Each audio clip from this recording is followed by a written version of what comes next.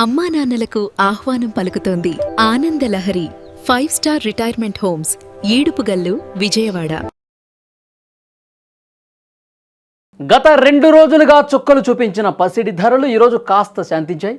ఫిబ్రవరి 11న అంటే ఈరోజు 24 క్యారెట్ల బంగారం గ్రాముకు 27 రూపాయలు తగ్గి 15,851 రూపాయల వద్ద ట్రేడ్ అవుతుంది. వెండి మాత్రం నిన్నటి భారీ పతనం తర్వాత ఈరోజు 2,90,000 రూపాయల వరకు దగ్గర స్థిరంగా కొనసాగుతోంది. గత 3 రోజుల ధరల గ్రాఫ్ను ఒకసారి పరిశీలిస్తే సామాన్యుడి గుండె గుబేలమనేలా ఉంది. ఫిబ్రవరి 9వ తేదీన మార్కెట్ ఓ రేంజ్లో ఊగింది.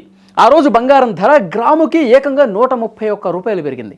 కానీ అసలైన ప్రకంపనలు వెండిలో కనిపించాయి.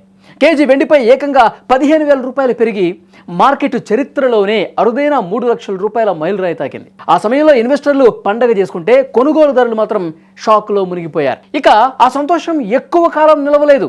మరుసటి రోజు అంటే ఫిబ్రవరి 10న పరిస్థితి రివర్స్ అయింది. బంగారం ధర స్వల్పంగా 87 రూపాయలు పెరిగినప్పటికీ వెండి మాత్రం ఊహించిన విధంగా కుప్పకూలింది. ఒకే రోజు కేజీ వెండిపై 10,000 రూపాయలు తగ్గిపోయింది. లాభాల స్వీకరణ కోసం ఇన్వెస్టర్లు వెండిని భారీగా విక్రయించడమే ఇందుకు కారణమని విశ్లేషకులు భావిస్తున్నారు. అంటే 3 లక్షలకు వెండిన వెండి ఒక్క రోజులోనే 2.9 లక్షలకు పడిపోయి అందరినీ ఆశ్చర్యానికి గురి చేసింది. ఈరోజు పరిస్థితి చూస్తుంటే పసిడి ప్రేమికులకు కాస్త ఊరట లభించినట్టే కనిపిస్తోంది.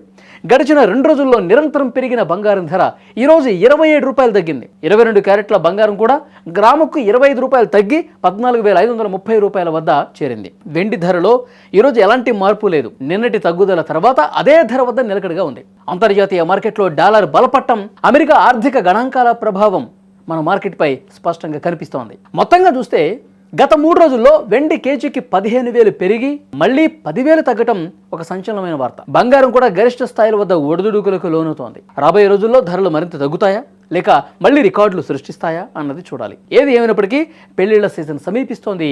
ఈ నేపథ్యంలో ఈ స్వల్ప తగ్గుదల మధ్యతరగతి ప్రజలకు కాస్త ఉపశమనమే అని చెప్పాలి.